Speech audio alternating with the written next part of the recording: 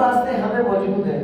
جنت کا بھی دوزخ کا بھی۔ اب اس کے باوجود بھی اگر کوئی انسان گناہ کے کام کرتا ہے، برائی کا کام کرتا ہے، تو پھر انسان کے اپنے اوپر ڈیپینڈ کرتا ہے وہ کس راستے پر جا رہا ہے، اچھائی کے راستے پر جا رہا ہے یا پھر گناہ کے راستے پر جا رہے ہیں۔ اگر ہم اچھائی کے کام کر کے جائیں گے تو کل قیامت والے دن اللہ تعالیٰ ہمیں اس کے بدلے میں جنت نصیب عطا فرمائے گا انشاءاللہ۔ اور اگر ہم اس دنیا میں رہتے ہوئے برائی کے کام کریں گے تو پھر اللہ تعالیٰ فرماتا ہے کہ جب تم میرے پاس آؤ گے تو پھر تمہیں میں دوبارہ موقع نہیں دوں گا،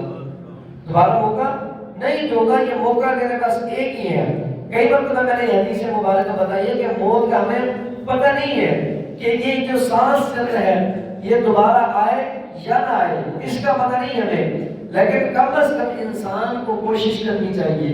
انسان کو دیکھنا چاہیے کہ اللہ تعالیٰ نے کیا ہمارے لیے جو یہ زندگی بنائی ہے اب اس دنیا کے اندر کیا کرتے رہتے ہیں۔